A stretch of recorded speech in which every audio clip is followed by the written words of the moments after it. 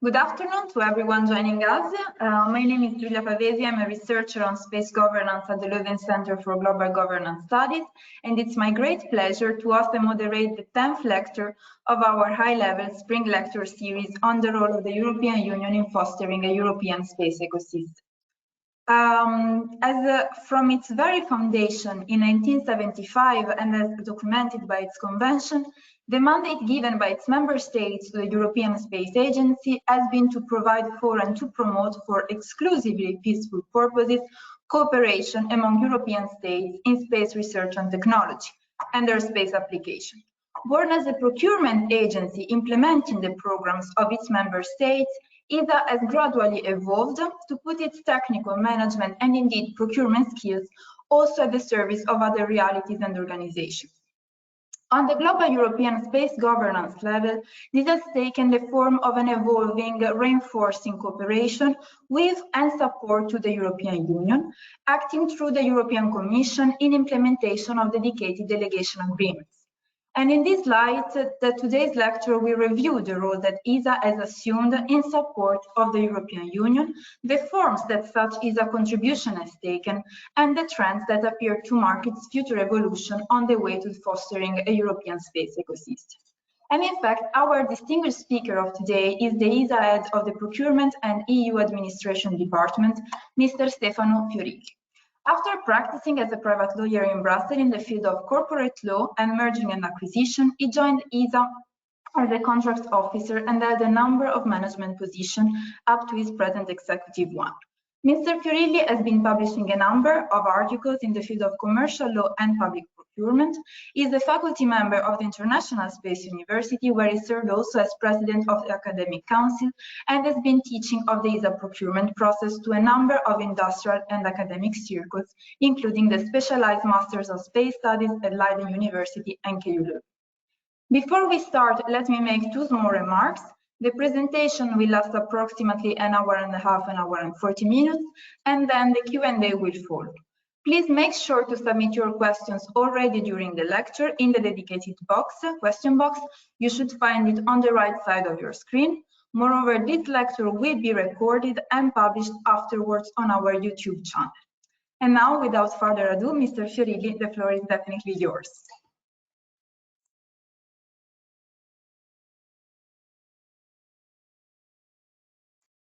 Thank you, Ms. Pavesi. Thank you, Giulia.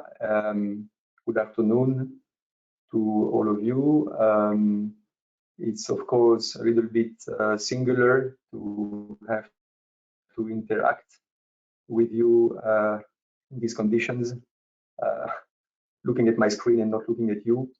But we all know the situation which is prevailing, and I know that before me, a number of speakers have been interacting with you under this mode, and so we will together try to make the best out of it. Thank you very much, I said, for your introduction. Thank you for inviting me. Thank you to the Catholic Universität Leuven for organizing these sessions in spite of the conditions that we are facing.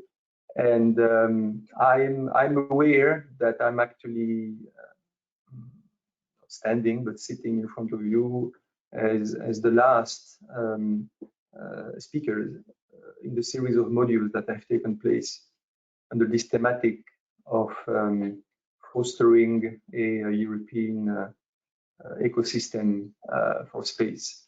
I will tell you honestly that I did not have or take the time to listen to all the previous modules, so I hope there will not be too many repetitions. I have been listening to Monsieur Brunet, who I had the chance to meet in the past, and I will, during this presentation, I will mention to you Copernicus, for example, and I have very fond memories of interacting with Monsieur Brunet in working together to put together the best possible procurement policy for, in this case, Copernicus. I also listened to my friend Ingo Baumann. As I said, I will try not to impose you too many repetitions.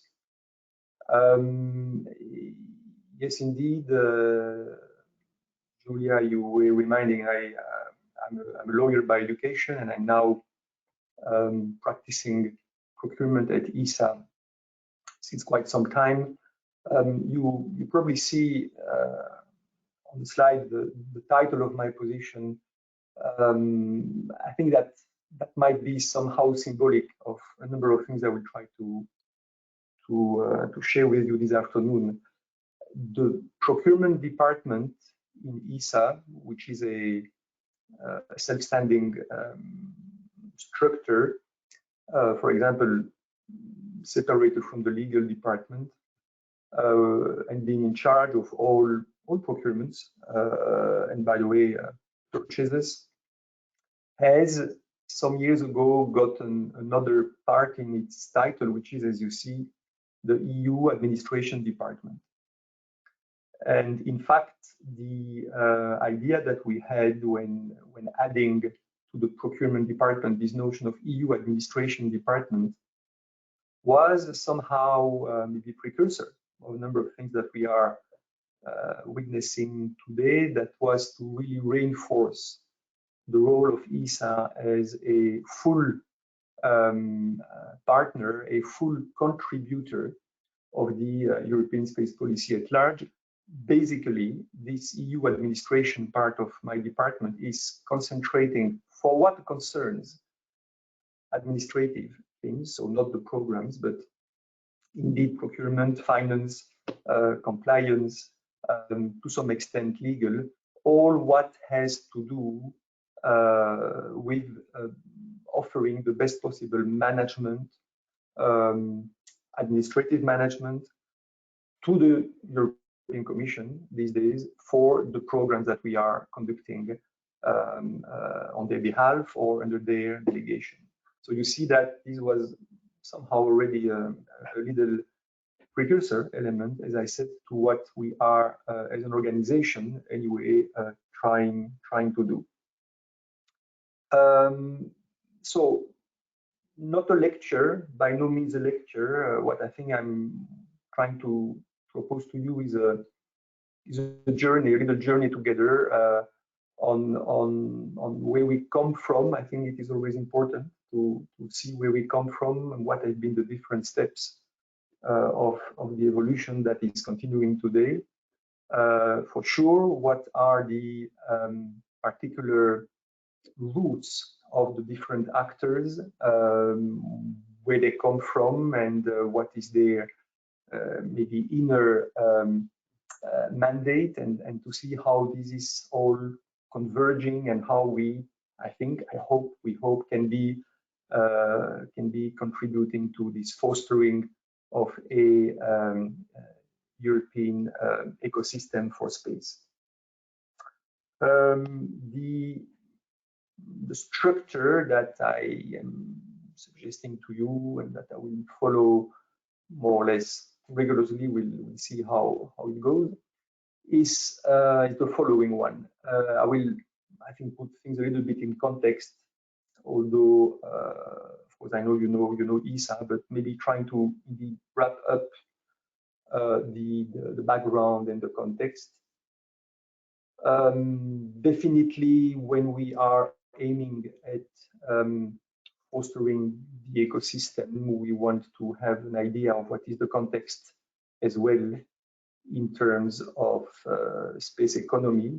It's a very dynamic sector, and there are a number of key figures which probably allows us to better measure what is the situation today, but more than that, what is the potential of all that domain. Well, we speak a lot today of the European space programs, of the European Union space programs. I will also wrap up there to fix the ideas of what are we talking about when we refer to the European Union space programs. Then I think, as I told you, it is important, hopefully not too tedious, but I think it is important to try to remember what have been the different steps in the evolution of the space policy. There have been many. You will see I had to choose a starting point. I chose actually 2000, so it's still 21 years ago, and you will see that a lot of things happened, and a number of important steps were taken both in ESA and in the EC to bring us where we are today. I thought it was useful to give a picture of what are the main procurement principles of the EU and the Space Agency. Then I will tell you a bit of the so-called ESA procurement, and I say here procurement and industrial policy. You see that I am using this image of the crossroads. I actually came a number of times to make another presentation to the students of the KUL, and those of them who are in this audience might remember that. I think it's probably a good way to represent what procurement ESA, as I call it often, is by giving this image of a crossroads between, on the one hand, of course, a political mandate, because we are an international organization, and I will go with you through the basics of what this means. So the mandates are, of course, given to us by member states, but what is making the real essence, and I cannot not see it remaining the case today, what is making the essence in the implementation of these political mandates is that they are so eminently, so permanently, I would say, directed to, and sometimes we will see it even inspired by industrial realities. And this has been the case since the beginning. This is not something that has been decided now. I mean, there has always been this strong interaction, interlinking, I would say, between the political mandate and the industrial realities. I believe as well it might be interesting to try, by definition, a very high level comparative outlook of the procurement rules, not anymore principles, as I have in my section 5, but here in the section 7, I will try to picture a number of elements of the respective procurement rules in ESA and EU. And before concluding, I will try and share with you a number of elements that probably can mark the role that ESA has today already, and that may mark the evolving role that ESA might have in the very fostering of the European space ecosystem. We are already today, let's say, trying to renew ourselves, and we want to believe that we will be able to support the Union in that important endeavor. So that's what I propose to follow as a as a plan. And if you allow me, I will immediately go for the first of it, which is this putting into context and setting the scene, if I can put it like that. And the way I do it is indeed to try to summarize here what ESA, why an ESA, where is ESA these days, and how much, if you want, in very synthetic way. We are an intergovernmental organization, and already here I have to say that I believe the word is important. The word is important. The intergovernmental stamp of ESA, contrary to whatever kind of supranational is very present. And when you analyze the very way the organization not only was created, but does function, and what is inspiring also the new methods and the way of interacting with our member states, you really feel this strong intergovernmental stamp of the organization. You know, we have a number of member states, maybe the less visible one in terms of share of contribution, who have been telling us very often, ESA is our space agency. I was hearing that since I was a younger professional, a young contracts officer. So I think this is already not as neutral as it could appear to say that we talk about an intergovernmental organization. Of course, we have legal personality, which is allowing us to enter into binding agreements, to acquire rights, and to incur obligations. 22 member states, I will come back to that. When I say 5,000 employees, careful, this is the cumulative amount of the staff members and the contractors. I will come back as well a couple of times on what is the beginning of the beginning, why an ESA. Well, the founding states wanted to indeed put in place a cooperation among them in the space of space research and technology and applications. You probably know that we have our headquarters in Paris, and we have 7 sites across Europe, and you probably also all have heard about our spaceport in French Guiana. About how much, it's always a question on from where you take it, but the global figure that we can put on the table today is indeed this figure of 6.5 billions. I will tell you in a moment what this is and when this came on the table, but yes, basically it's an amount that, if you bring it back to what it's worth per European citizen, it means that we are basically having today, it seems to be commonly agreed that we have today a representation of 12 euro per citizen per year today on this budget.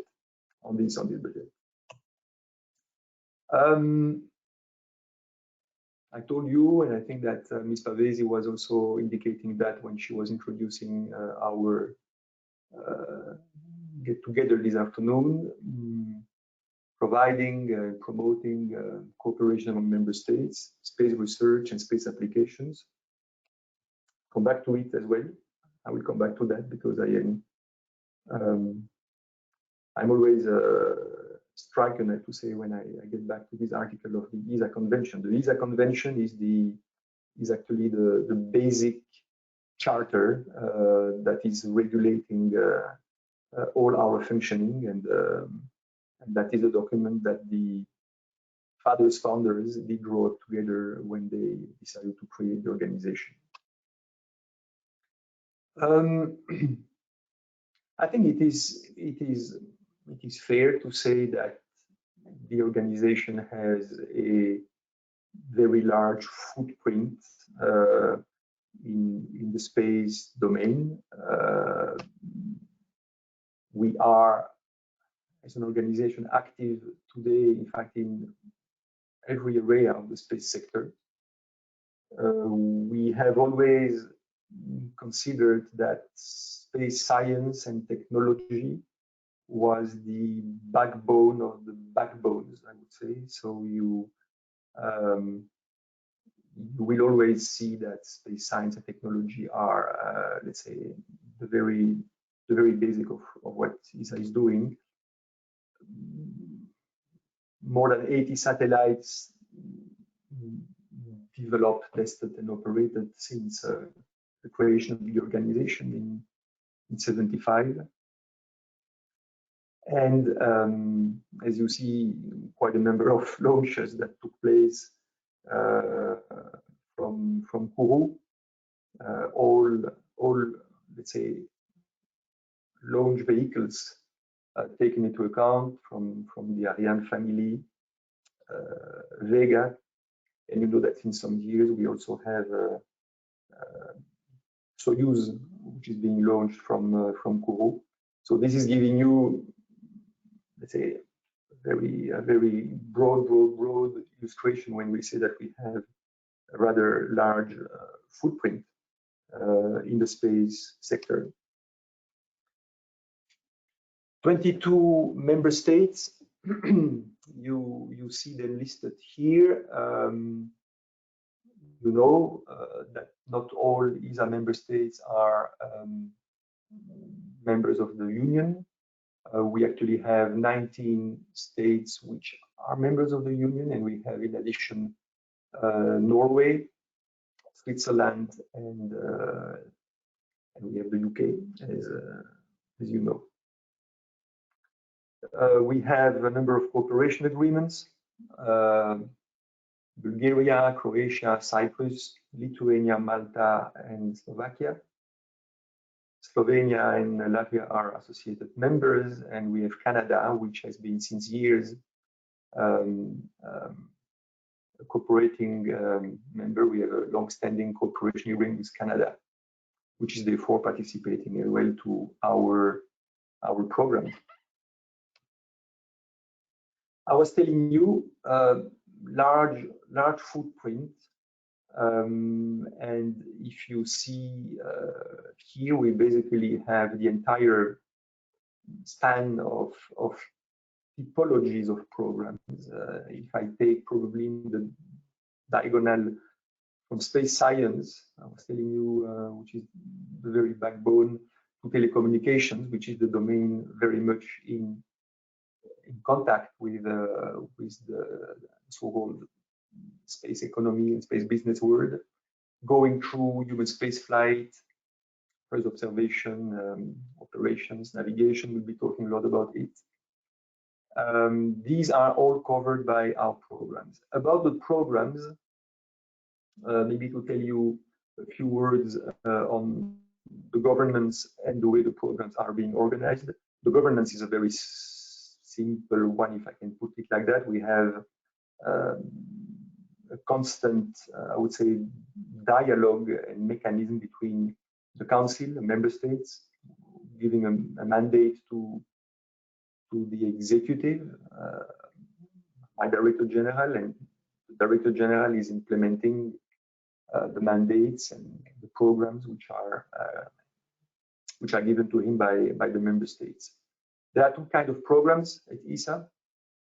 We have the mandatory programs and the optional programs. As the name indicates, the mandatory programs are those where each member state do and have to participate, while the optional programs are, as I put it here, if you want, à la carte. Each ESA member state can decide whether it will participate to a given optional program and can decide the level of its contribution to that optional program, while it's not the case for the mandatory programs, for which everybody is to participate at the level of GNP. Example of mandatory programs, I was telling you, space science or basic technology. These are mandatory programs, and all the others can be seen as optional programs.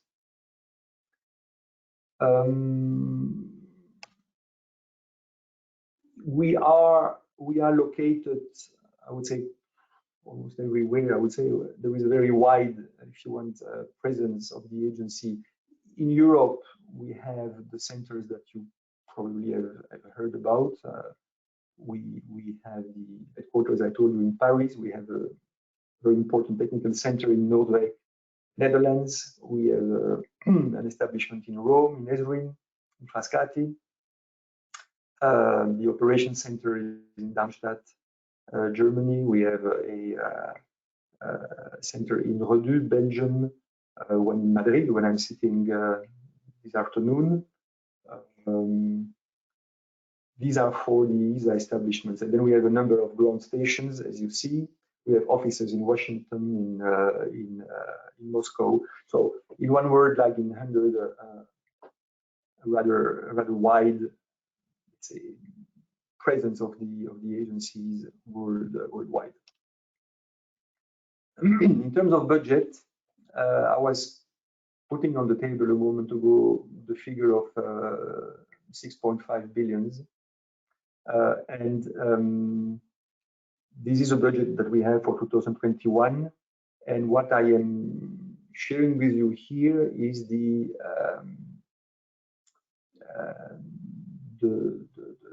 repartition, the ventilation of this budget through the different domains. And as you see, we have an obvious substantial participation in fields like Earth observation, space transportation, human robotic exploration, but we have as well new domains, let's say, arriving at the level which I think are not symbolic. I mean, if you see, we are already 2.5% in a sector like space safety.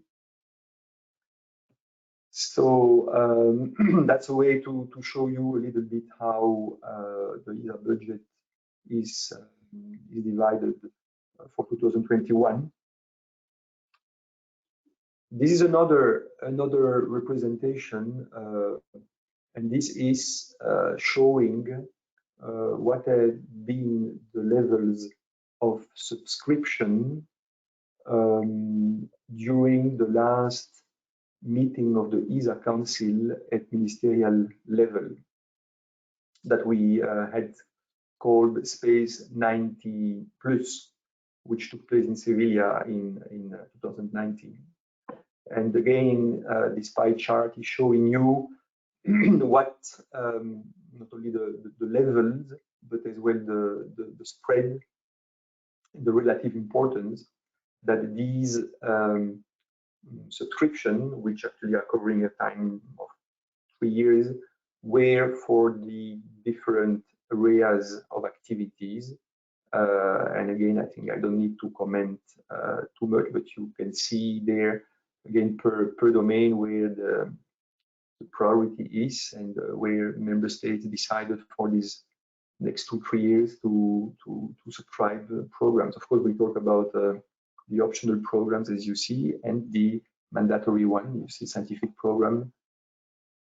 So this, you will be able to look at the amounts on the documentation that will be at your disposal, I assume. I also wanted to share with you about the same figure, but now another way to illustrate that is the breakdown of this budget,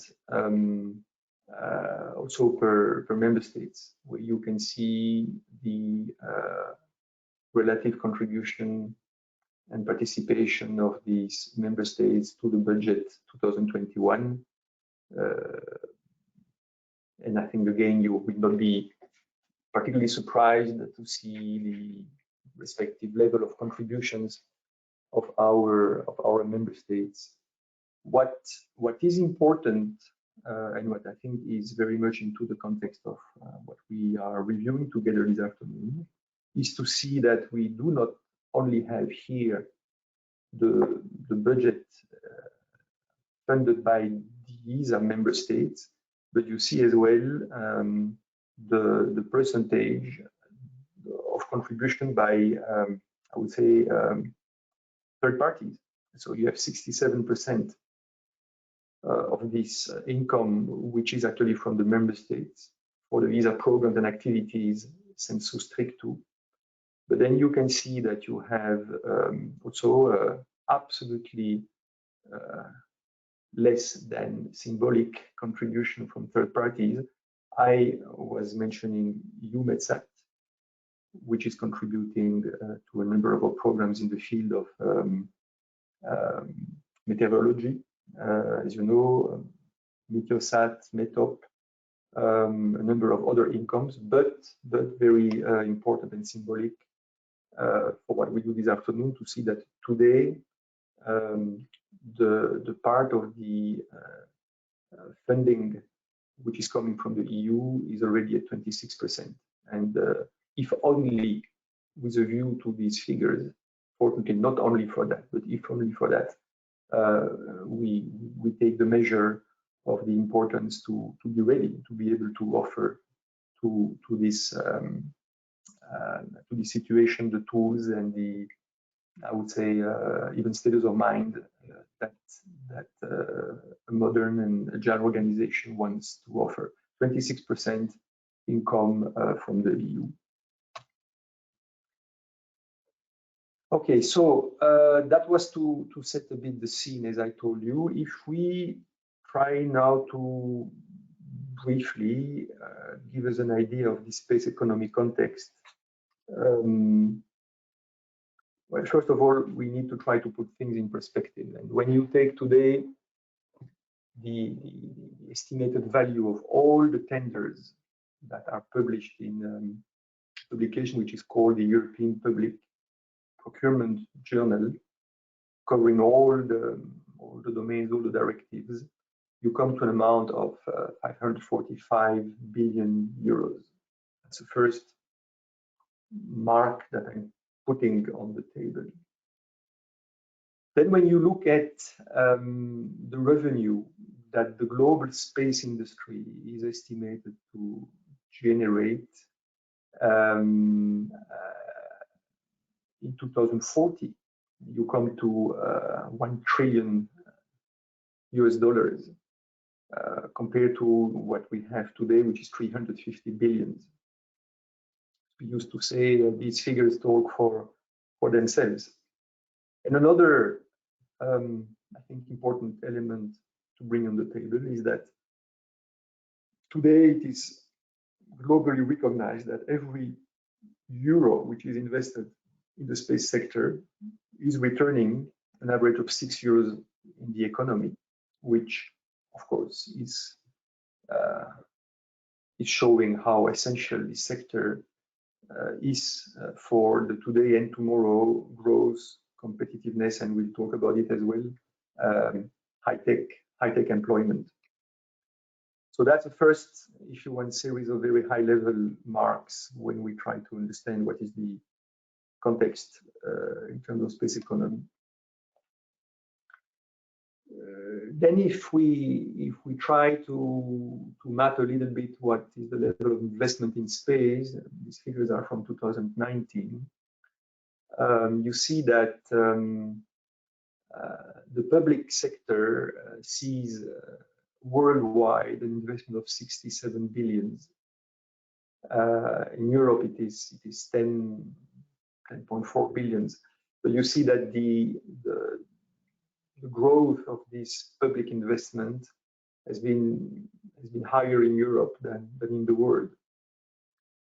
When we look at what has been the investment in space from the private sector, worldwide 5.1 billion, in Europe 188 million.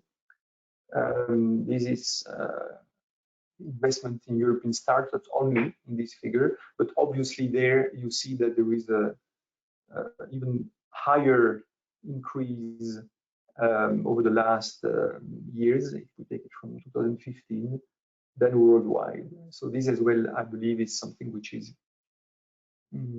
quite interesting to observe when we look it from the perspective of the investment in space at large, I would say.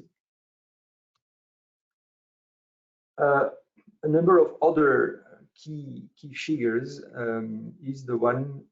Sorry, I've lost my presentation. Yeah, is the one of the revenues still in 2019, and if we take it by separating or by distinguishing, I should say, between the upstream sector and the downstream sector, you see there as well the comparison between Europe and the rest of the world.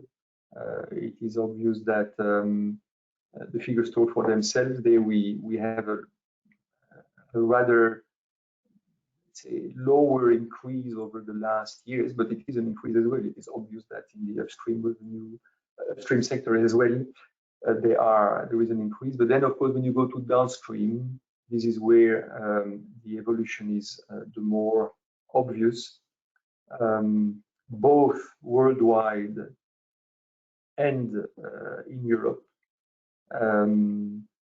You see that if you take, for example, the navigation, we have plus 17.9% of downstream revenues for the last 5 years. In Earth observation, we have 7% of increase.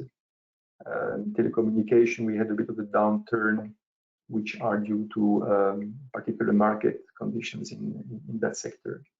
You see the figures for Europe,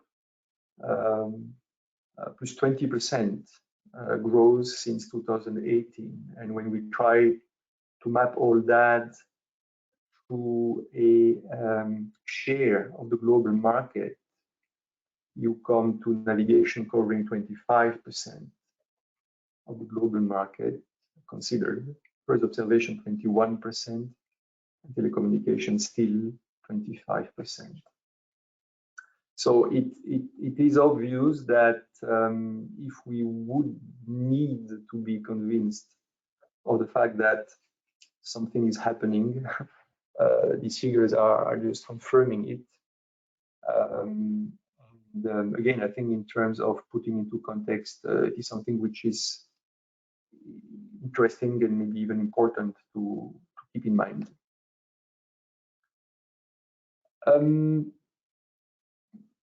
What are we talking about when we pretend to talk about the European Union's space programs? I've been summarizing them here. We have actually Galileo in the navigation sector. We have Copernicus for Earth observation sector. Egnos is also resorting to navigation. We have a very important program, Horizon 2020, where we provide support to the Union in the implementation of space research and technology objectives from the EU perspective. And in spite of what is indeed in our convention, we have been in line and not at all in contradiction to it. We have been working and coordinating with ESA, with the Commission, with the European Defence Agency, a number of activities which had to do with defense and space. So that's a bit what we talk about when we talk about the EU space programs. I will give you a very brief overview of what are and where we are in these different programs. To start by navigation.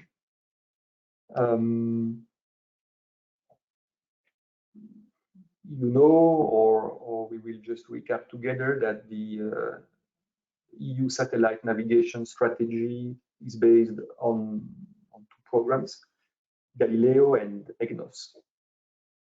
And since its beginning, Galileo was built on actually 3 pillars. There was a political pillar, which was pursuing European GNSS capability and, to be even more clear, independence from the American GPS. There was an economic pillar, which was pursuing and preparing viable, substantial economic and social benefit from the program. And the technological pillar was not only there, but was built to remain through the program to actually allow to put in place the most sophisticated navigation system of the world. That's the only way to present this ambition. It is a really made in Europe program. The ambition was, since the outset, to put Europe at the very forefront of a sector which was understood already at the time to be strategically and economically more than important, actually vital, for the provision of highly accurate and guaranteed global positioning service under civilian control. We have today 26 satellites in orbit, so the initial services can be considered as being achieved. And ESA there is the system architect. So we are, on behalf of the Union, we are managing the design, the development, the procurement, the deployment, and the validation of the system. There is an organization which today is going to be called USPA, the EU Space Program Agency. I will talk about that in a moment. But at its outset, it was the GNSS agency, which was designated by the Commission to run the system and to provide the Galileo services. Here, I will not be able to share with you. I was hoping to offer you a bit of a relief from my, I hope not too monotone voice, but we have realized with Madame Pavesi that the sound does not work. So I will just skip the video which I wanted to share with you, and I'm afraid you will have to stay for a bit longer with my my sharing. I still don't like to say my presentation, my sharing. I go to the next slide. And telling you here that, of course, we have also Egnos, which has been improving the possibility and automating GPS over Europe. And the idea here is to offer as well application for aviation users. We definitely are having the ambition to offer positioning and timing also for transportation, sea infrastructure, public works management, agriculture, livestock management, e-banking, and e-commerce. So when you see the very long shot in terms of applications, you also can imagine what is the ecosystem, to get back to our red thread, which is behind that. We also have the ambition to make it a key asset for public services. And as you probably also all know, the rescue operations and crisis management dimensions of the undertaking are very, very important and are always part of the basic considerations. The field of Earth observation, we have Copernicus, which was initially Gnss.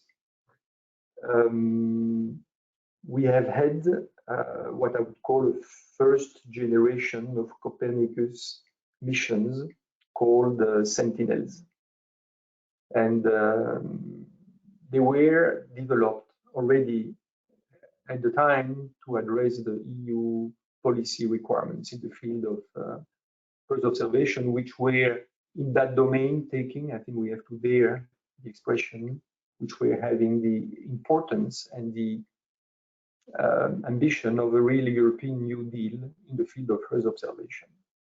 There were actually 6 Sentinels. Sentinel-1, which was dedicated to land and ocean services. And then we had Sentinel-1A, which was launched in 2014, and the 1B in 2016.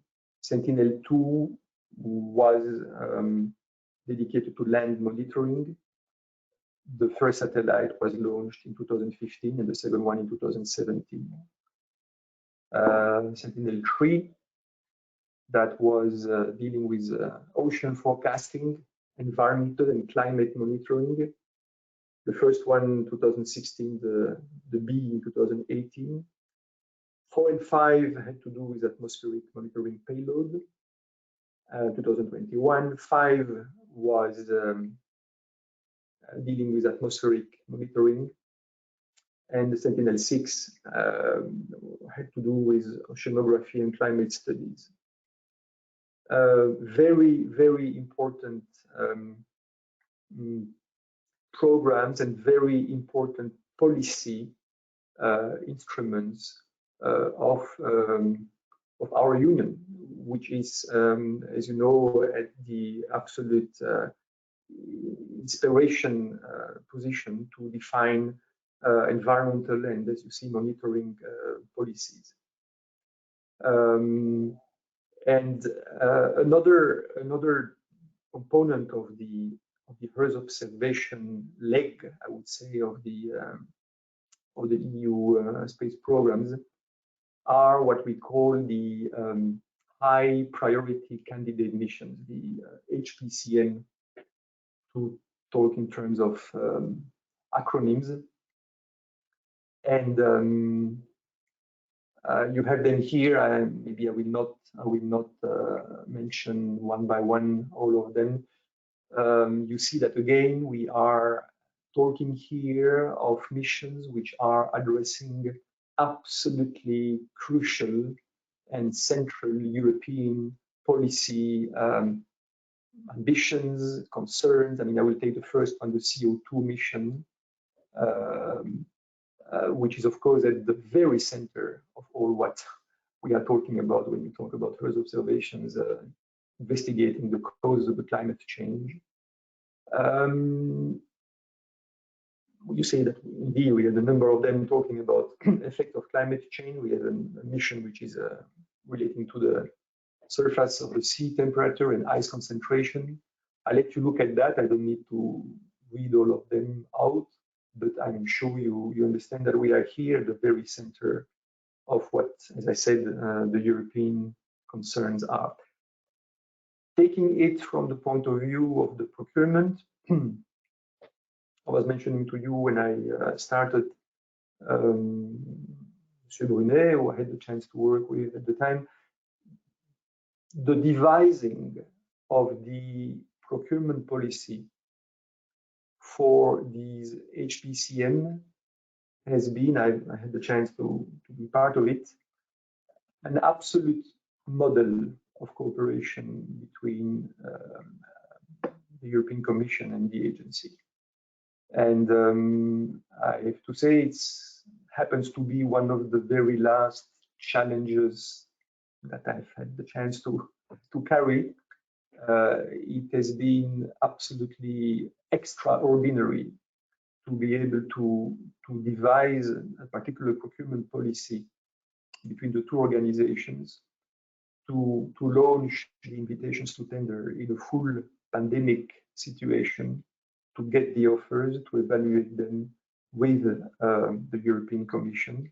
And I will tell you just one element. When we actually hands in hands with the Commission went to the ESA member states to present to them the result of the 6 competitions that had taken place for these missions, we were unanimously praised by the member states, and this was presented or acknowledged, I should say, by the member states, and this is recorded and minuted as probably the most ambitious, challenging, complicated, but at the end brilliant procurement action. And I just wanted to mention that to you because I think that it is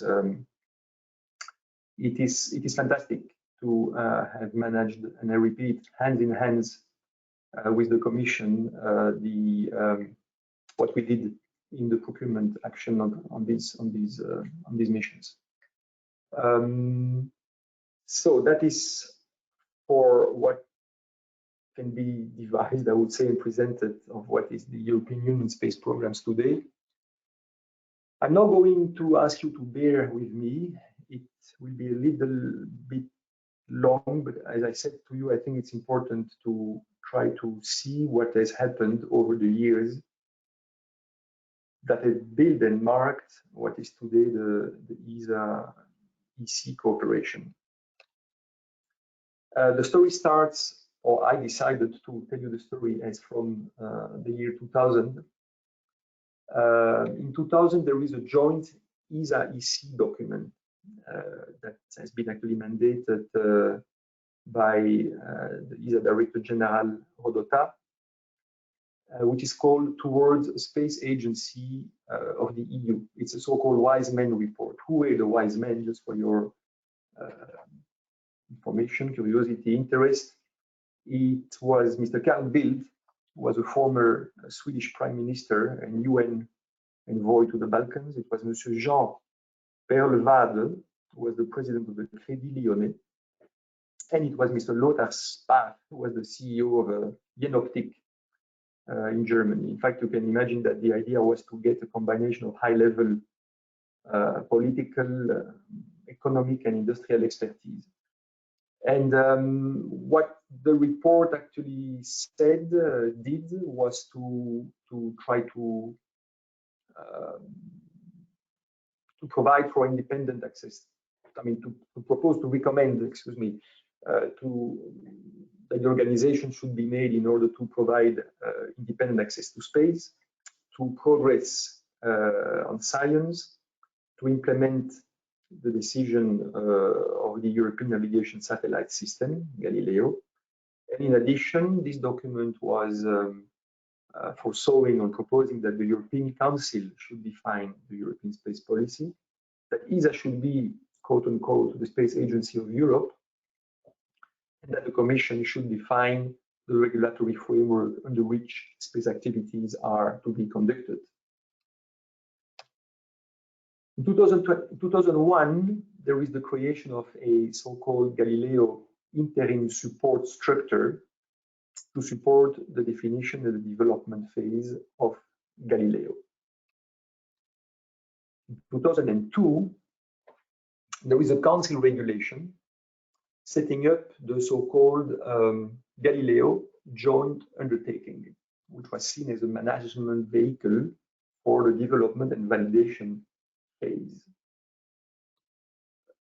More in detail, I'm sorry, I'm back.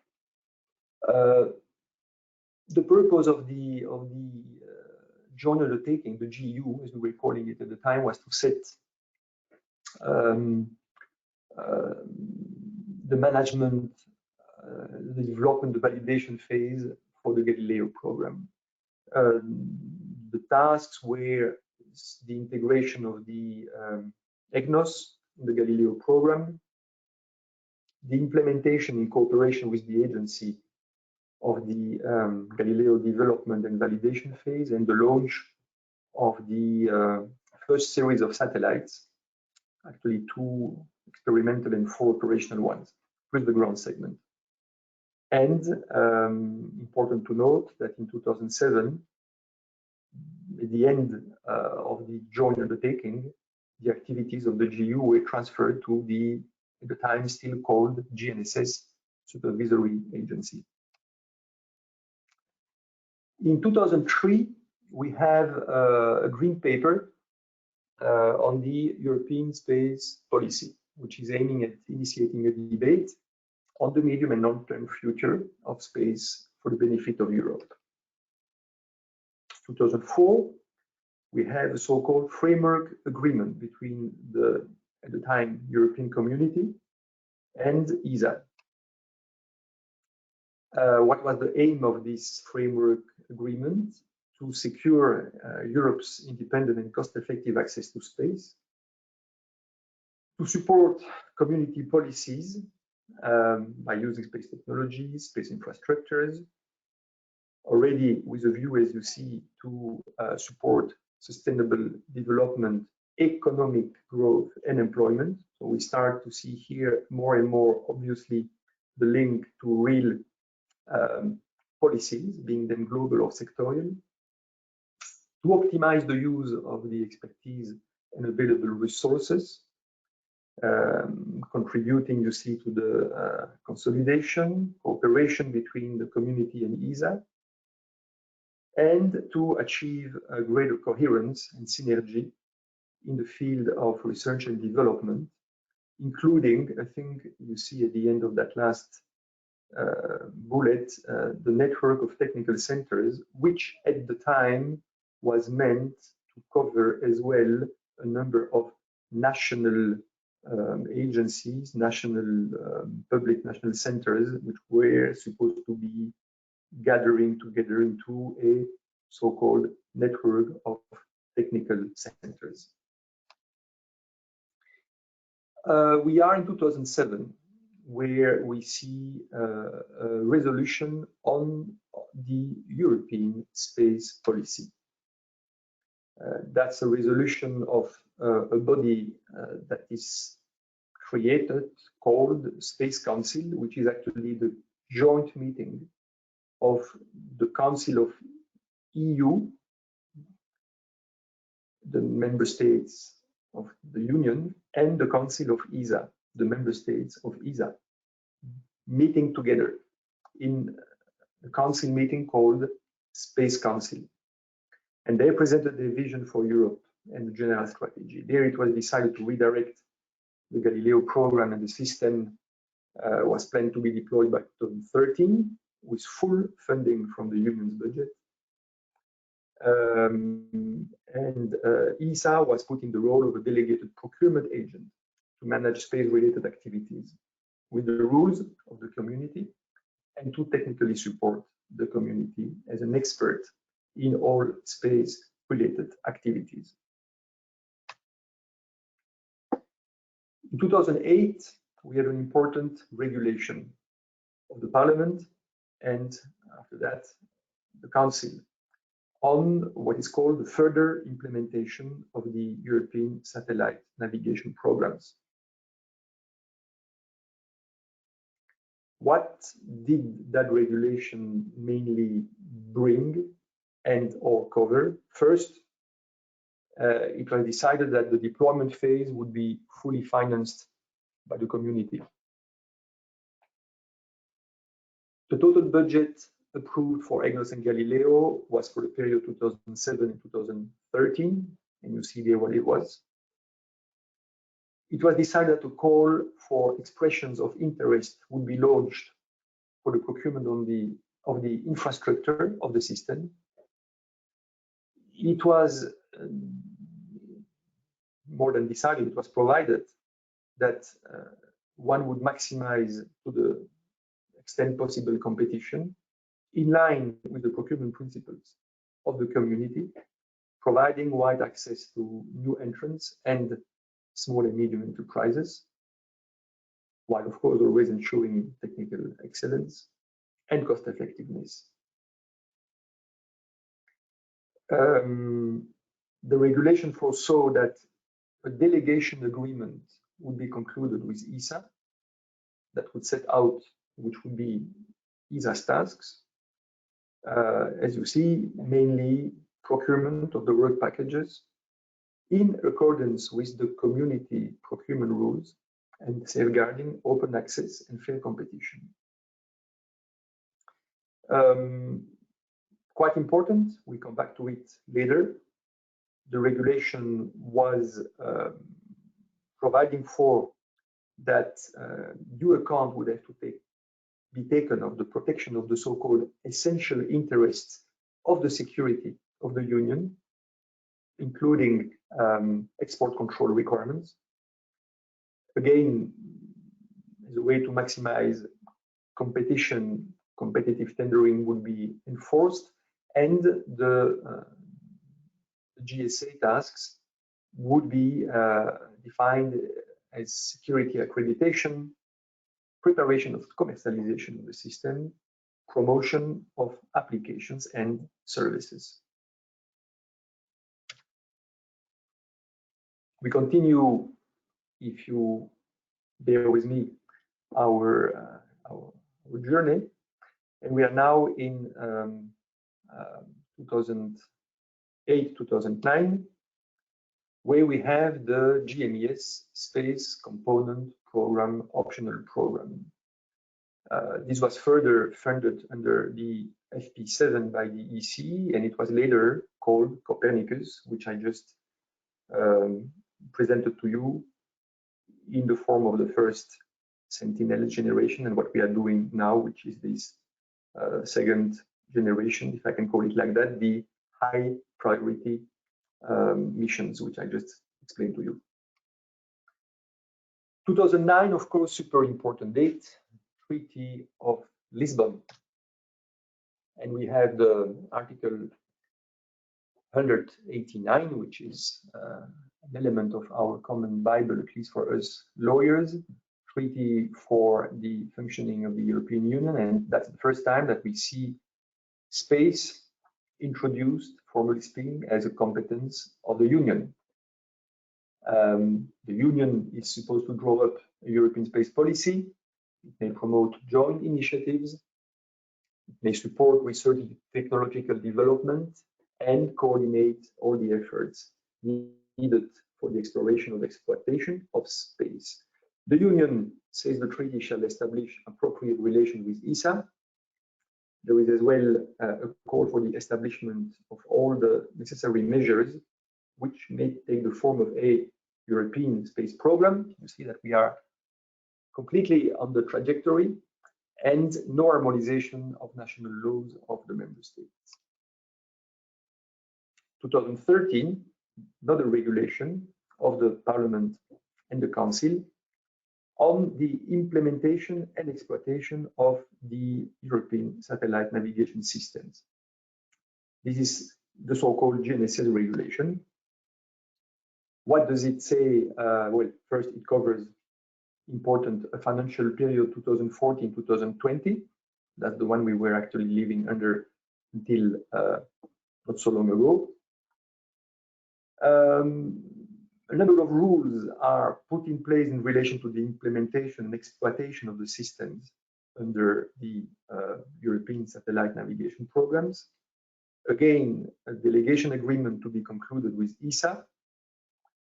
We continue to see a new role for the GSA, which is now fully responsible there for the exploitation phase of the Galileo and Egnos programs. We say that, what we say, the regulation says that for that end, GSA can conclude working arrangement with ESA with an indirect management by delegation of the implementation authority that the European Commission is giving to the GSA. So you see already, we see there the ferments of a number of cascading in the delegations and the delegation agreements and the working arrangements, you call them.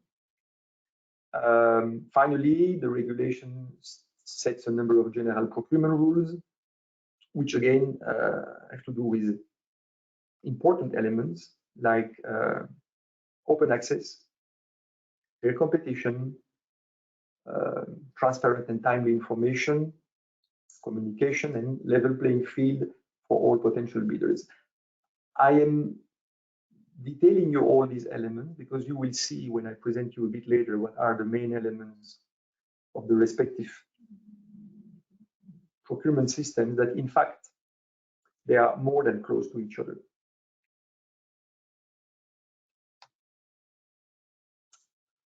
In 2014, we have the Copernicus Regulation. 2016, we have a joint statement by EU and ESA on a shared vision and goals for the future of Europe in space. What are they sharing, these two organizations? What are we sharing? What are the three goals? Maximizing integration of space into European society and economy, ladies and gentlemen. Fostering global competitive European space sector. Ensuring European autonomy in accessing and using space in a safe and secure environment. Look like political statement, but again, you see that we are gradually specifying, confirming, and giving form to what we actually have today, as we will see in a moment. Indeed, we are reaching 2021. where we have the EU Space Program Regulation. I think that is very much fresher in everybody's mind. Still, without making an insult, to anybody of you, I am summarizing here the salient aspects of it. It's definitely a cornerstone because we see the European Commission presenting a new space program. This was adopted actually recently in April 2021. You see that the financial period is 2021-2027. You see that the bulk of the 14.8 billion budget which goes with it will be allocated to Galileo, Egnos, Copernicus. We also see that new domains are emerging: space security, space situation awareness, GovSatcom. We see the regulation foreseeing the conclusion of a financial framework partnership agreement, the so-called FFPA, which will foresee a delegation agreement between the Commission and ESA, and a delegation agreement between the Commission and the GSA, with a working arrangement between the GSA and ESA. The regulation says that ESA may be entrusted with, for what concerns Galileo and Egnos, system evolutions, ground segment evolution, development of the ground segment, and design and development of satellites. For what concerns Copernicus, development, design, construction, including operations of infrastructure. And regards all the components of the program, there is an element important as well, which ESA may be entrusted with, which is the research and development activities relating to them. The regulation as well obviously upgrades the role of the GSA, expanding its tasks and transforming it into the new EU agency for the space program, that is the EUSPA, that we all know by now.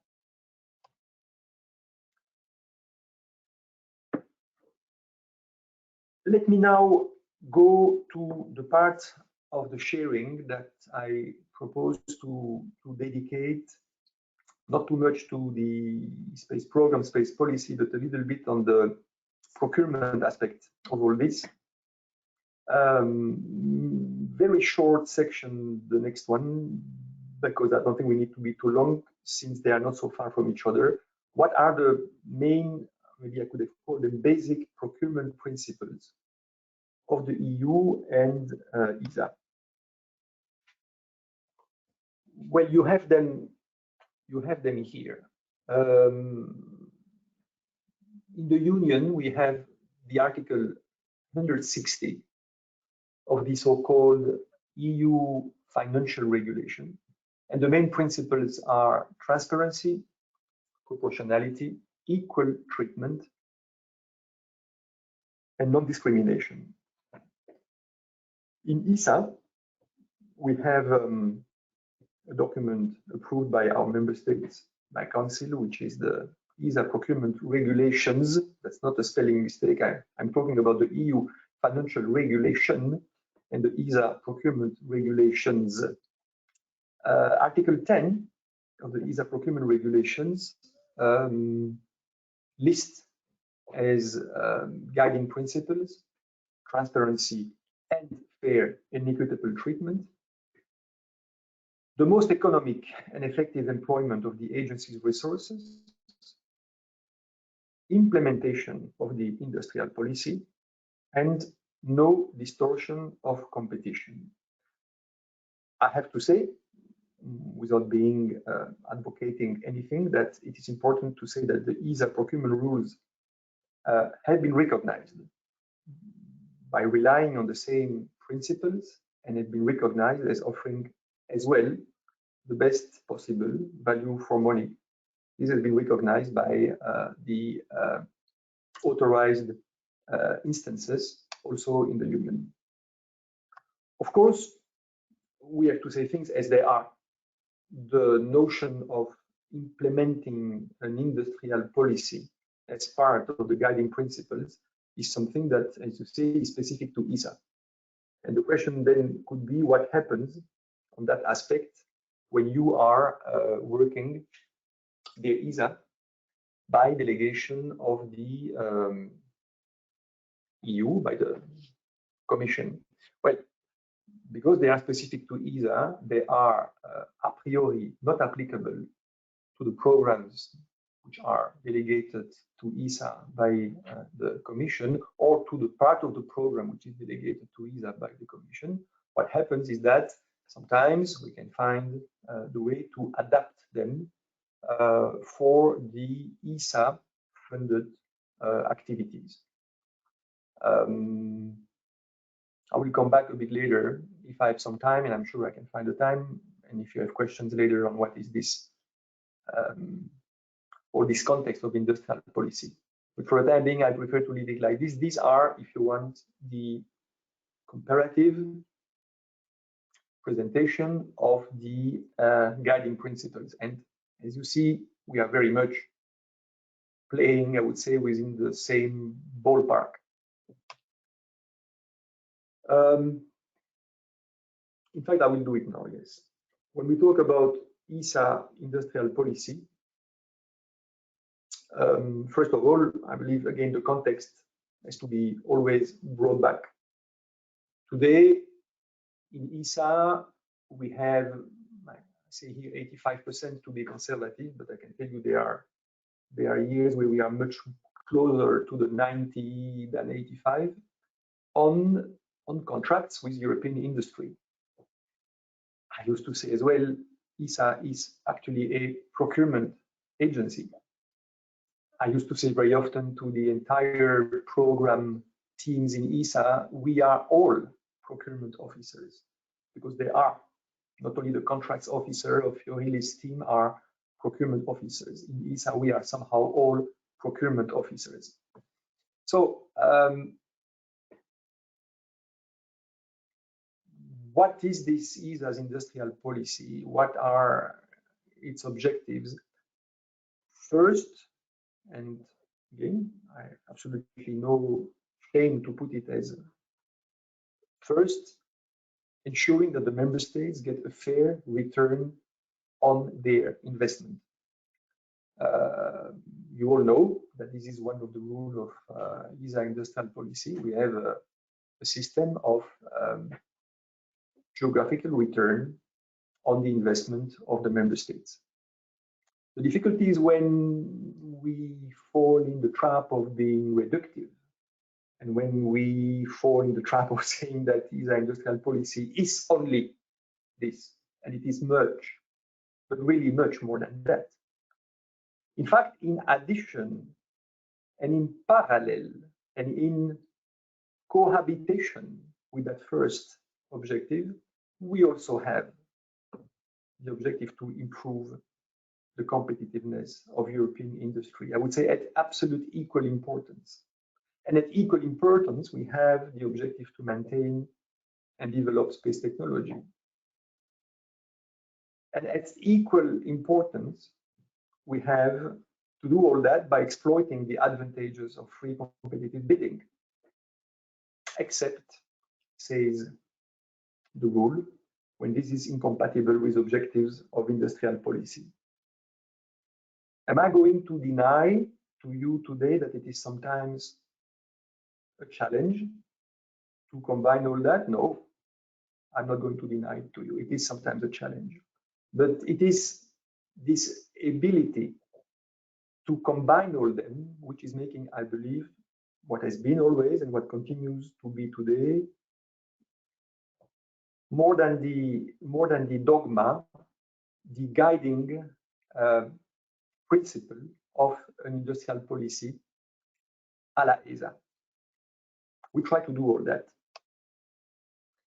And in fact, I'm going to go to the next part of my sharing with you today, exactly on that wave. As I told you, all what we do in evolving our procurement industrial policy is with this inner root of being at this famous crossroad. Industrial reality. What is industry meaning today? And I go back to the ESA Convention. I don't want to bore you with too many quotations. In fact, I try to limit in my material the quotations, but I go back to an article which I think is saying it all.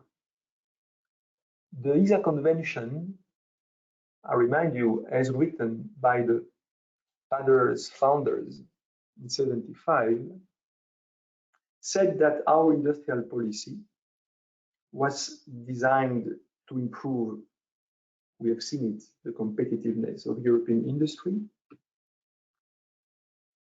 And to do that by actually encouraging, look, the finalization of the sentence, the rationalization and the development of an industrial structure appropriate to market requirements. 1975, competitiveness, industrial structure, market requirements. I ask you, can we be more actual that is? And in fact, that's what we are trying to do. And that is why as well, all our procurement policies and all the evolutions of them have always tried to secure what we call here a level playing field for all categories of economic operators.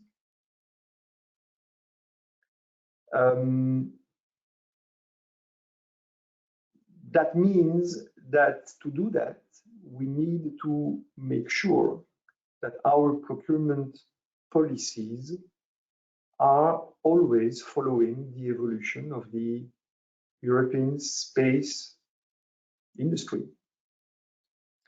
One can say that the evolution of that industry are not so different from the one of other sectors. Point taken, but still, we observe a number of phenomena to take place either at a different pace or in a different extent than what we can see in other sectors. Clearly, and that's the last hyphen of the slide here, clearly, what has been a, I call it here, underpinning factor over the last 20 years has been to see how, from a rather scattered European industry at the time, today we have been facing more and more what we call large integration, large system integrators. Meaning that today, you know that the major groups would be in a position, if they so wish, if we would let them do, basically do everything themselves, or let everything done by affiliated actors in terms of corporate construction. That has been a very obvious leading element of the evolution of the space industry. And so, if you want to secure a level playing field for all categories of economic operators, blah, blah, blah, as we say, as a public organization, you probably cannot avoid to be rather interventionist. And procurement ESA has been gradually, flexibly, consciously, willingly interventionist. We have been pushing for ensuring a balance in our procurements between the prime and the subcontractors. We have sometimes involved ourselves rather substantially in the selection that the prime contractor that we had selected would have to do for its subcontractors. As a minimum, we have been requiring to get visibility on how this creation of the consortium was made. We have a figure which is certainly not unique at ESA, but which I want to mention for sake of completeness, which is the Isa Industrial Ombudsman, which is one independent figure, independent from both member states and the executive, to know about disputes in industry.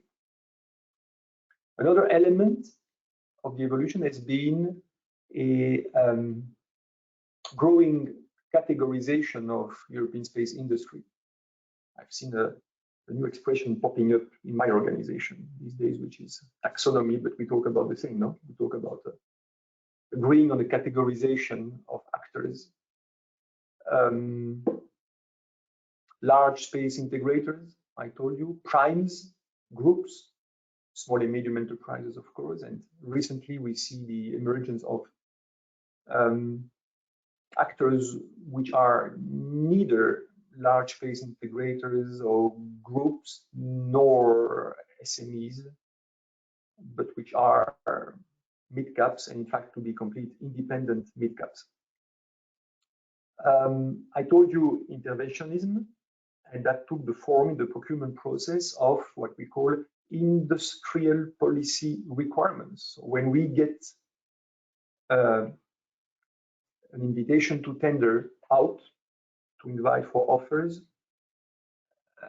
at ESA, we sometimes, almost every time, include in our invitations to tender requirements, which are actually sometimes even brought at the level of a key acceptance factors, which means that if the bidder, if the tenderer does not comply with that requirement, its offer would even not be accepted for evaluation. That indeed are formulating in different ways how we want to see the offers, realizing that balanced level playing field for all categories of economic operators. I used to say that one of the, I say here, prominent characteristic of our procurement process is its versatility. And when I say versatility, I say it in the what probably an English native speaker would understand. More than a French speaking person, it's agility. I think that we have, that's one of our, in my view, not only strength, but probably, let's say, promise for the future in terms of our possibility to offer to the union, for example, tools that are going to help capturing evolving realities. We are very agile in a way of building procurement and industrial policy. And again, and I promise, I think it's the last time I refer to the ESA Convention, but I let you read this, this quotation. This is another example, in my view, on how good, in fact, the founders have been. Because I think you have everything here. The ESA purpose, we have been putting that sentence on the table a couple of times between Julia and me today, but look at that. Already at the time, they were putting in place, apart from the cooperation and the exclusively peaceful purposes, but they were putting on the table the fact that this organization was supposed to be busy with balancing space, research and technology, and space applications, the two. And later they come back, they say the idea is for them to be used for scientific purposes, and already there, at the time, they jump into the operational applications system. I find it personally amazingly up to date. And so yes, versatility which, but this I told you already, reflects in the diversity of the programmatic mandates. That's the footprint which I was illustrating to you earlier on. I don't need to develop on that. Very large footprint, programmatically speaking. And I will now, I'm checking the time to see whether we are doing well. I will now, going toward the end, propose you this high-level comparative outlook of the procurement rules in ESA and EU.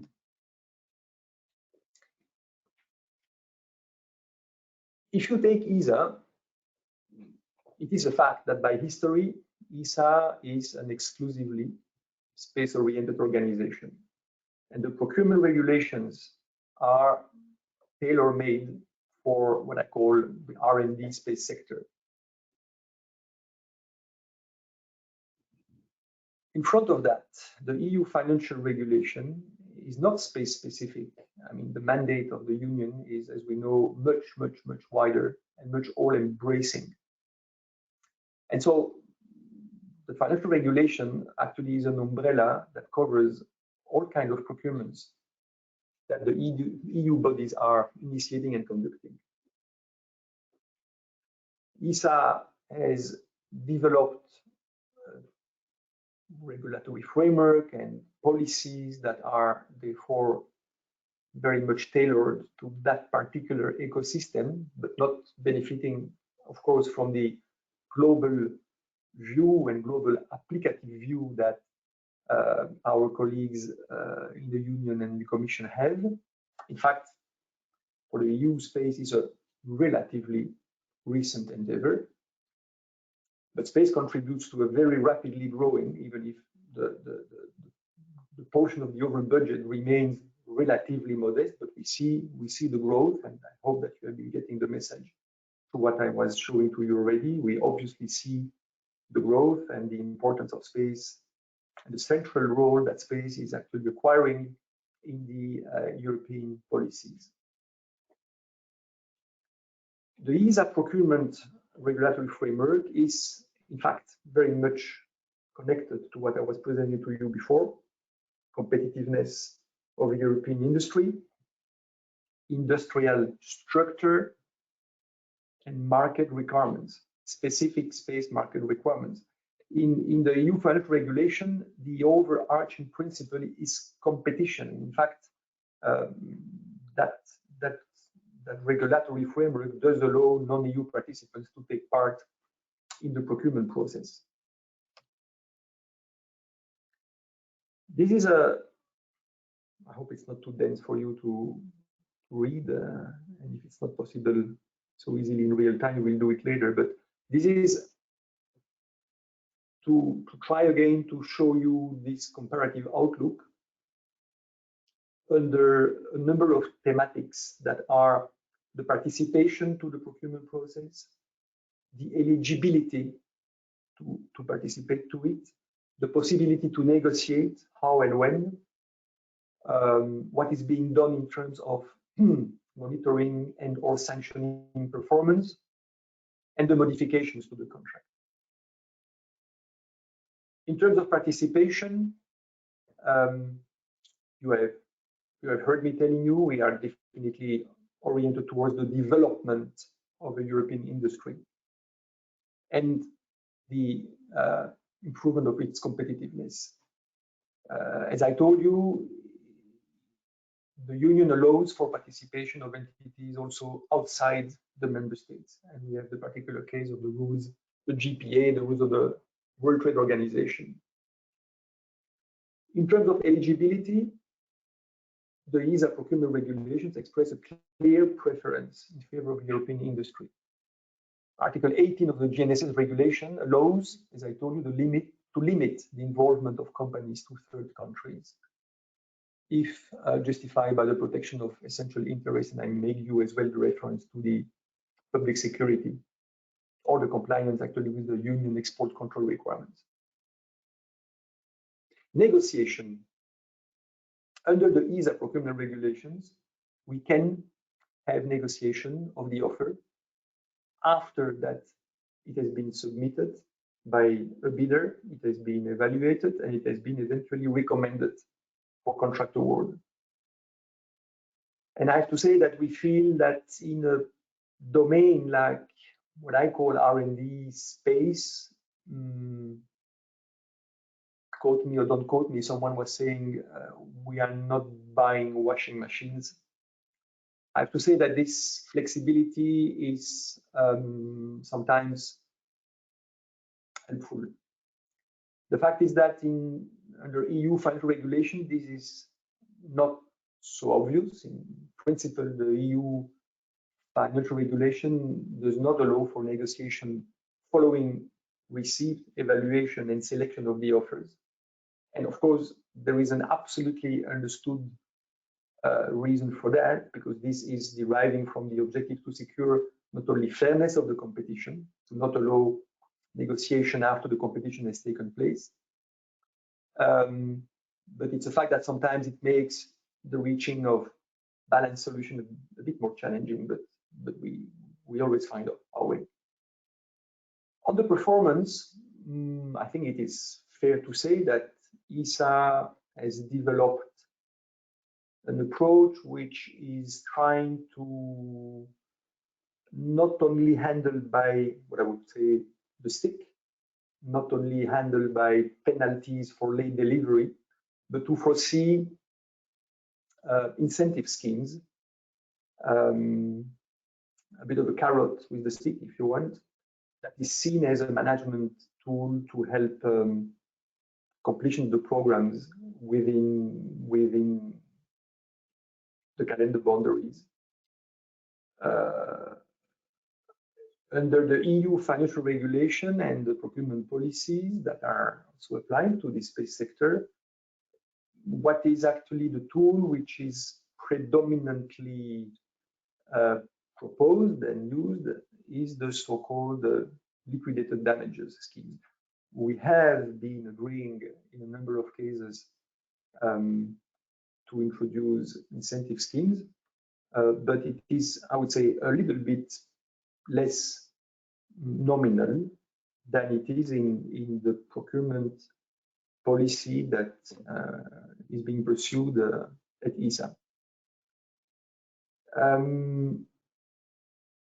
Modifications at ESA as well, and again, maybe due to the routing of all this, maybe because, you quote me or not when I say we don't buy washing machines, maybe because of that, we have, it's a fact, we have even a regulation of the potential changes to the contracts during the performance of the contract. So if during the course of the contract there is a need to discuss about change, in ESA this is all regulated.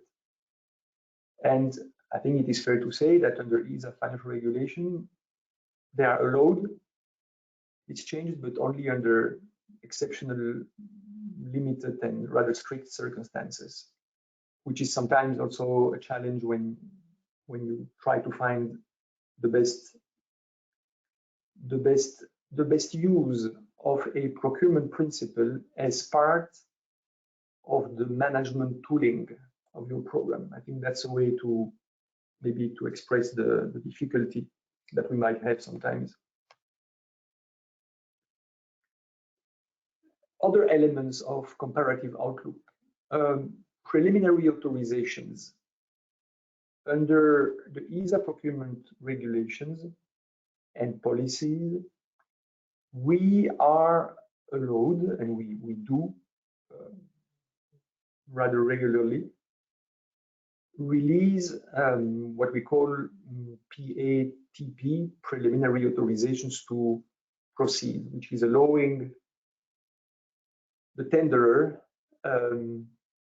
before the negotiations start on the full undertaking, or while they are going to start the work and to cover the contractor for the work that he's starting to perform. This is actually not so known by the regulatory framework and the practice of the Union. In principle, contracts cannot start at all before the award decision has been taken, and that award decision can be taken only when we have, the succession of steps, notification to the tenderers. There is a standstill period which has to be observed and which has to expire before we award finally the decision and the signature of the contract. So this is also a case where we are not always completely, let's say, on the same practice. IPR, intellectual property rights, this is very almost digital, I would say. And again, routing, logic, modern culture, mandate. In ESA, the IPRs on the work which is being performed by a contractor under payment by ESA, under a contract by ESA, the IPR remains in principle with the contractor. ESA is only a license, a right to use.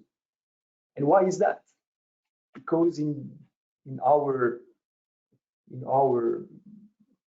contractual procurement culture, to use maybe a generic wording, we feel that this is bringing us back to our mandate to help improving the worldwide competitiveness of our industry, because as we all understand, an IPR is a very important element of your competitiveness on the market. Under the EU regime, it's not the case, and the IPR are in principle vested with the Union.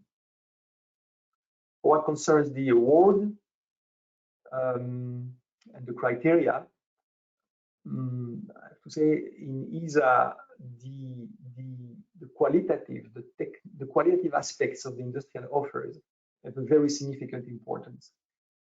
In the EU as well, but when you take the global picture, you probably would come to the conclusion that in the vast majority of cases, what has been actually not the only one, but the ultimate factor of contract award has been the price. And finally, in terms of, maybe I should have said claims more than review. Sorry for that. I think the title of this would be claims. In case of claim by one of the bidders in ESA, we have a system which is based on a so-called review board, which is an independent board of personalities appointed by council. But this review board is only in a position to act in terms of, in case of infringements to the regulations. It never goes in the merit of the contract award decision. And in addition, what is quite important is that procedure, ESA, allows for the procurement entity to plan and to assess a little bit what could be the scheduled impact of a claim. When we are under an EU regime, clearly this is the Court of Justice of the EU, which is competent. The court may decide interim measures that is actually putting the award of the contract on a complete hold until the decision on the main substantial case has been made. So that's also a difference that we have. Before reaching my conclusion, I'm checking the time. I would like to tell you a few words on indeed how we see the agency role today and in evolution in fostering this European space ecosystem. So what I just want to share with you here is maybe a non-exhaustive list of programs that we have today or initiatives that we have today in ESA and that are definitely looking into this I would not say uncharted, I would say this new domain. We have first what we call the AOs, the announcement of opportunities, which actually are calling for industry to propose and push ideas. We have the business incubator centers, the so-called BICs, which are actually helping funding startups and SMEs that are seeking to turn ideas into commercial solutions. This has been very, I would say, successful. We have today 21 centers, as you say. We have over 60 locations in Europe, and there are, I was told, more than 300 startups that are today in incubation. We have a program called OSIP, Open Space Innovation Platform, that allows us to discover, to receive novel ideas, and to invest in new non-conventional activities to try to foster advancement. We have the well-known ARTES, Advanced Research in Telecommunication Systems, which has been since long enabling our industry to develop innovative products and to actually try to help them getting on the global market. In the field of Earth observation, we have InCubed, which is a private-public partnership, co-funding, supervised by our PhilLab in Esrin, Frascati, Italia. And we aim there to support companies to develop, again, innovative and commercially viable solutions in the field of Earth observation, imagery, and data sets. Of course, IOD, IOV, which is the clear tool to try to help eliminating the so-called valley of death. NAVISP in the field of navigation, which is facilitating as well innovative proposition, and not last but not least, BOOST, which is in the field of space transportation services, a program that definitely go beyond a purely institutional dimension and try to support commercially, privately funded initiatives for new space transport services. You see that I had the same remark on the previous slide. I think the common denominator of all these initiatives is that the funding of ESA there goes for much more than the funding. It is in fact the idea to get ESA acting as an anchor customer and to send the so-called signaling effect also for potential investors. In fact, they tell us very often the simple fact to say that we were working with ESA was, let's say, opening the door, at least of the bankers or the investors, a bit more easily than if we would have gone on our own.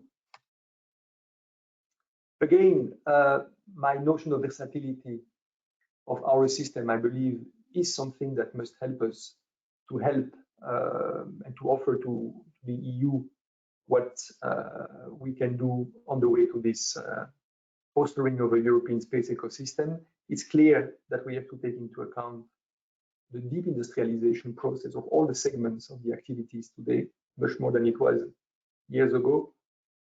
We'll have to discuss with our colleagues, but I believe we might have things to offer in support of this so-called EU new Cassini initiative. I assume you have heard about Cassini, which has a very ambitious objective to boost startups, to scale them up, and to allow them to negotiate investment with European venture capital funds. We have a tool which is called EASY, ESA Initial Support to Innovation.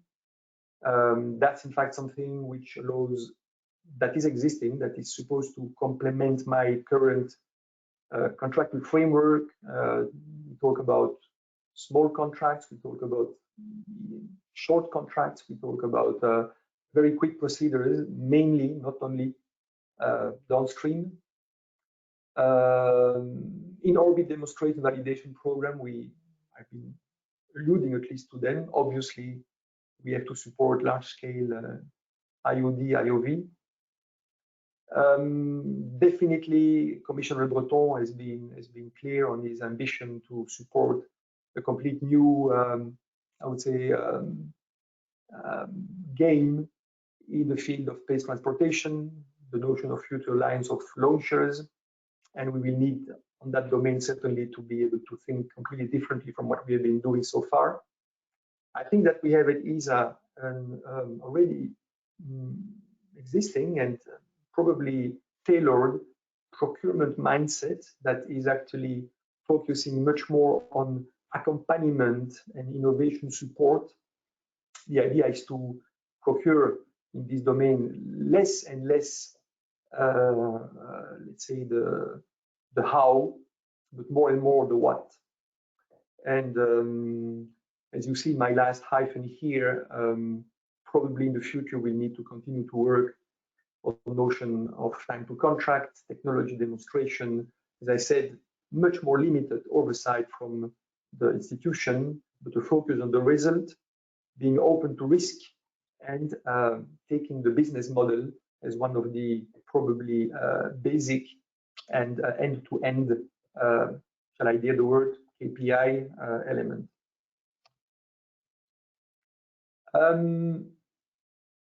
Yes, I am myself convinced of the fact that what we will need to do is to look for our own model, and the last thing we want to do is to pretend to copy what is done elsewhere. I wanted to say you a few words as well. It's my second hyphen here on the fact that it's very good to say that you want to foster, but probably before fostering or to foster, you need as well to preserve and to protect. And I just wanted to make a reference here to something that a number of you might have heard about, and if not, I will tell you now, is that the agency, I would say as quickly and as soon as in March 2020, that is to say actually weeks after the breaking out of the pandemic, did devise, did publish, and did implement a specific plan, which was called, that's not a coincidence, ensuring business continuity in European space industry. And the basic legs of the plan were to enforce a full digitalization of the procurement process, including the electronic signatures of the contracts. Second leg was to ensure, I would say, I said, the continuity of the financial irrigation of industry. We actually allowed partial payments, advance payments through the industrial supply base, and economic business equal cash flow. And so we had to make sure that the time to payment would be reduced, and we think we did not too bad, in fact, because we reduced the time to payment from what is contractually foreseen 30 days into, in average, what you see here, 13 days. This plan has been actually extended. We published it recently. It's still in place until at least the end of September, because we all know that the real effects of the pandemic are far from having disappeared. The versatility which I'm referring to is also something that we are illustrating in actually new initiatives that we launch in support of innovation. There is a thing called the ESA Global Space Market Challenges, which is a competition with the help technically and operationally of EURISI, which is actually having SMEs competing when they develop products or services in the space sector. This is for both upstream and downstream, by the way. A few words as well on risk management, because I think that risk management must be at the center of any procurement policies, and at ESA it is.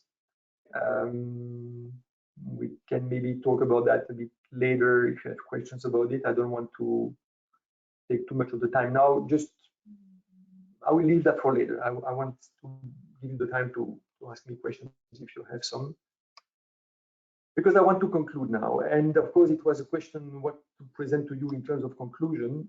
A few words, I would say, of something which is hot from, not the press, but hot from the oven, the FFPA. You know that we have actually concluded the negotiation between the Commission and ESA on the FFPA. So we have now an EU-funded program for 7 years. We have ensured through the FFPA that we have a continuity of the flagship programs. We have a continuity of the IOV activities that were started in 2019. We'll be able to continue that very important line of activities, and that is aiming at least one opportunity per year, reducing time to market, or optional use of new technologies, products, concepts. We will have start of new initiatives, new programs.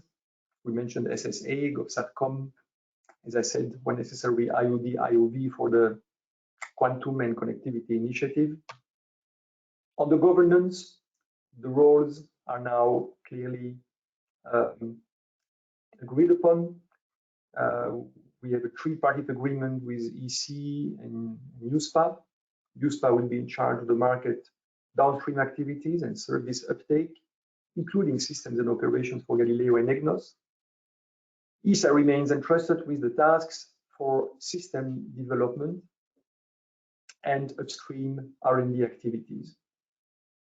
And we will now be able to guarantee no duplication of teams and competencies, and even go into integrated teams where necessary to ensure this absence of duplication.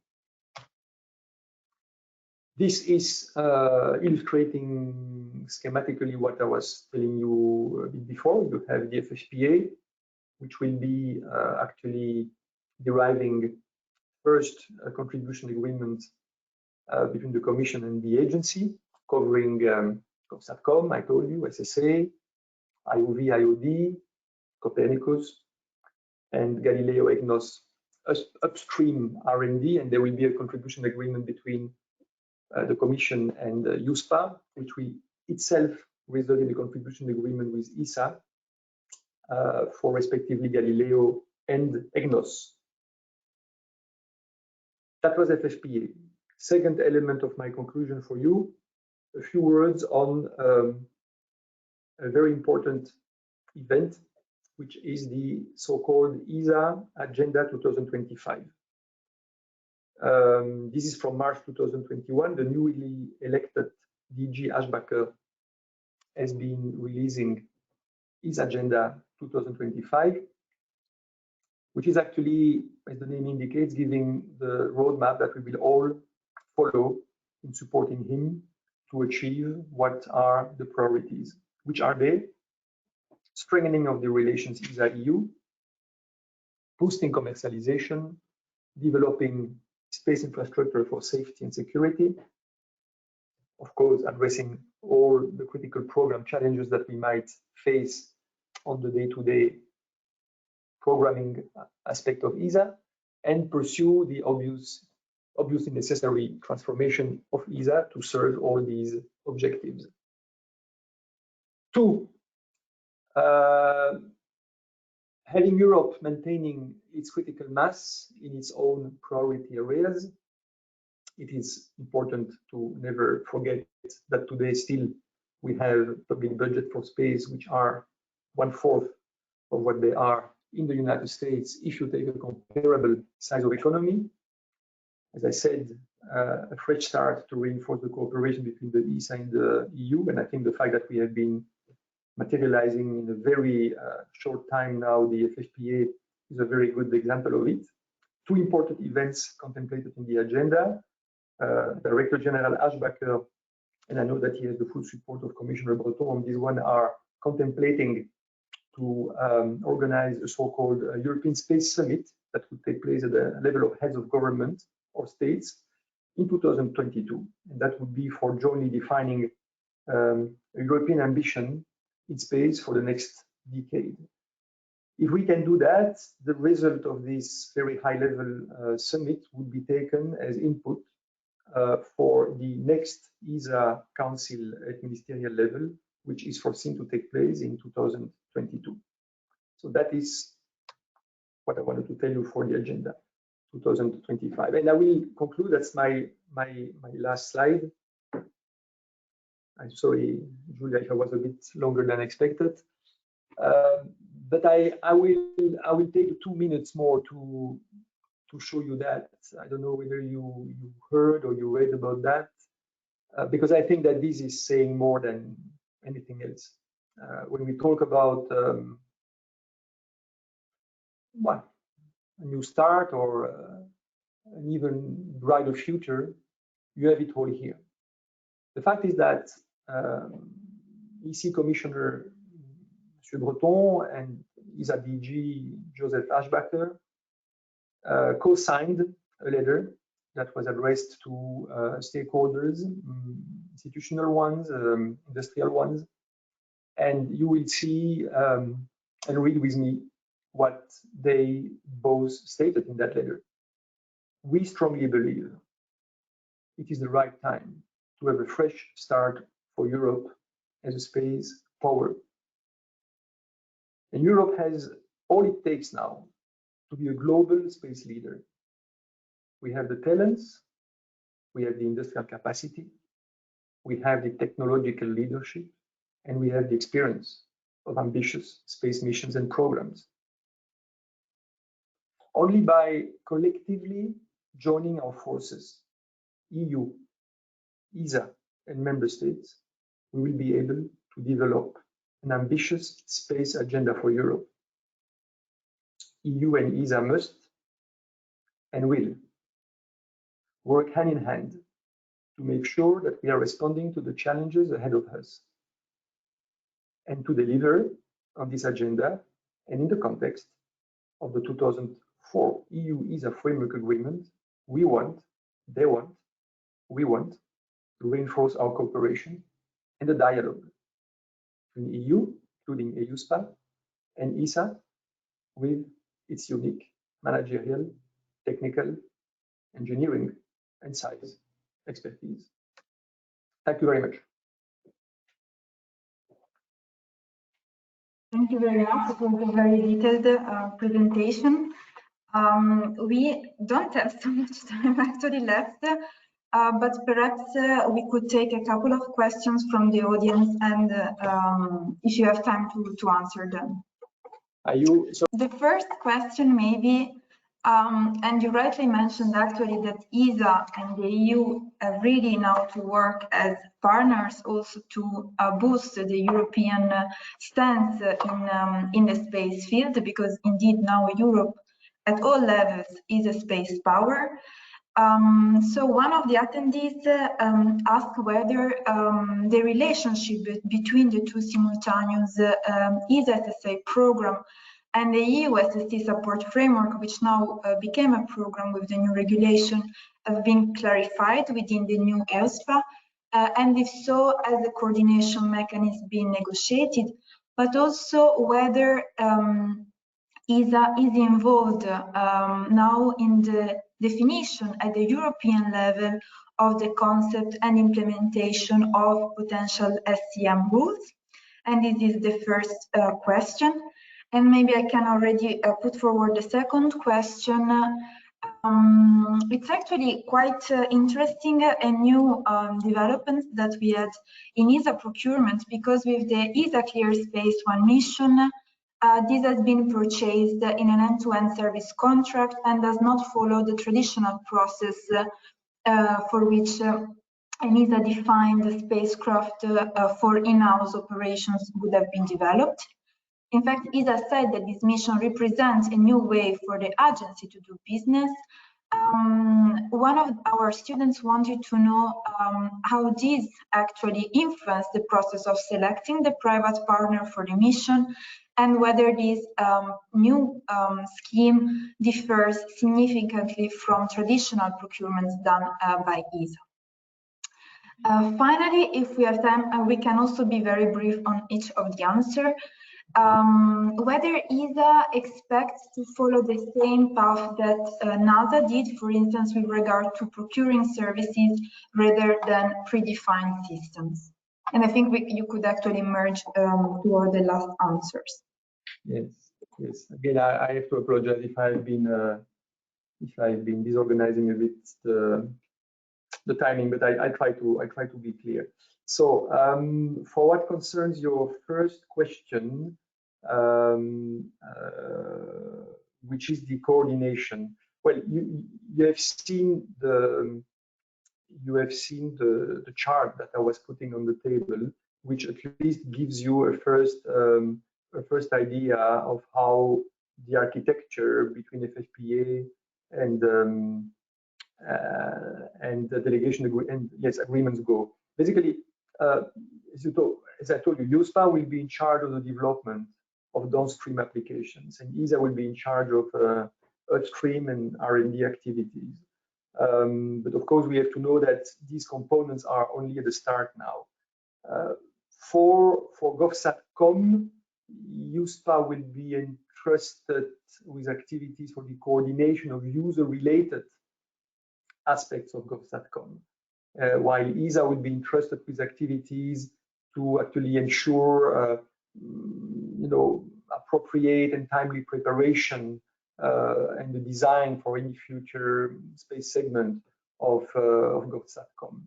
For SSA, what I understand is that it will be managed by USPA, while I think space, weather, and NEO will be more under ESA responsibilities. Now, for what concerns, I think the sound was not super good, but I think I understand you were asking me to explain you a bit what has been the disruptive way of handling of ESA in the case of the space debris, the cleaning with clear space. I think that's what you told me, Julia. It is clear that whenever the agency engages in these kind of new ventures, and again for the audience, we talk about a particular initiative that was launched in the field of debris removal, where we actually decided to start the process not by a classical ESA invitation to tender, but by a request for expression of interests. I think the only compact way to answer your question, and to the student who was very, very pertinently asking this question, is that no, the agency is not at all conducting that kind of activities the same way that what I would call mainstream. In fact, as you might have heard, and you know, the winner and the one to whom we have been ultimately awarding the activity is actually a startup, ClearSpace, and the whole posture again was completely different. We did not specify so much how we would be involved. It was not ESA which was putting the posture of the customer, which knows all and which will actually specify. There were very high-level requirements, if I can put it like that, very much indeed acting on potential commercialization, anchoring customer, and it was then for industry to make proposals. Last element of answer on that question, as it is for all these new activities, I believe what will be the key for tomorrow is to well separate what will be the, if you want, the pre-procurement aspect, which is actually all these elements of gathering ideas, gathering proposals for innovation, which cannot be constrained by very strict procurement rules, from after that, the part of it where we need, of course, also for formal reasons, to enter into a more procurement element.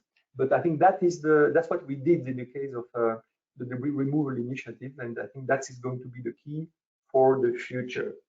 I am checking the questions that you had asked me about NASA. I don't believe that, as I said, that we will cover what was done elsewhere. Whatever we do, we will have to do in line with the European reality. But again, what is going to be the key is innovation. So I come back to what I said. In all these domains, the question will be to buy as a Mama ESA, as I call it very often, less and less the how and more the what. That's the path that we will follow, which will not be, I would say, to simply pretend to copy what, in your question, NASA is doing. I think our time is really over this time. We have a lot of questions actually from the students. So perhaps I could even forward to you some of them, or if you have, of course, the time then to answer to them in a very brief way, but I think they will appreciate it hugely. Before we close the webinar, a few remarks. In fact, with this webinar, we conclude our series of high-level conferences and webinars on the role of the European Union in fostering a European space ecosystem, organized within the new Gnss Regulation Center of Excellence in European Space Governance. Don't worry, there's more to come. In fact, again, in 2022, we will organize a new high-level lecture series, this time on EU economic and market governance, schemes for space-related competencies and strategic objectives, inviting once again high-level experts, both from within and outside the EU framework. Furthermore, again, as part of the initiatives that we have within the Gnss Regulation Center of Excellence, we will start designing and creating a MOOC, so a massive open online course on the fundamentals of the European space governance, law and policy, which will be released in 2023, offering really a 360-degree detailed understanding of the complexity and the interrelated dimensions of the EU space governance, and the first of its kind comprehensive and unique online educational resource on the European space law, policy, institutions, economy, all the related domains. In the coming year, so next year, we will also organize a high-level workshop on European space governance, all season with open access blog posts, proceedings, academic journal articles and reports. If you are a professional or a student interested in contributing to our Gnss Center of Excellence blog, please contact us at ggsk11.be. We will be happy to consider, of course, your work for publication. Check out our Twitter account for the latest updates on the center work. All our lectures and webinars on space governance have been published on our YouTube channel, Leuven GGS, including the one of today of Mr. Fiorilli. In fact, it's really quite exciting to see the current developments in the European space governance, and we really can't wait to find out what's happening next. So please regularly check our website, spacegovernance.eu. Mr. Fiorilli, really allow me to thank you once again for today's lecture. It was excellent and extremely detailed, and for accepting our invitation to contribute to our high-level webinar series. It is really rare to find such an accurate presentation, and I think that despite the time, students and professionals really involved in the space ecosystem could not have had a better expert and speaker to tackle the many facets also of the EU-ESA cooperation, and to fully understand the important and huge role that ESA has to play again for the future of the European space governance. Thank you again to everyone for joining us today. Mr. Fiorilli, again, thank you for this very interesting lecture. And well, I wish you everyone a nice rest of the day then. Thank you very much. See you in presence next time. Next year, exactly. Next year you will be for sure our guest again. Thank you, everyone. Goodbye. Bye-bye.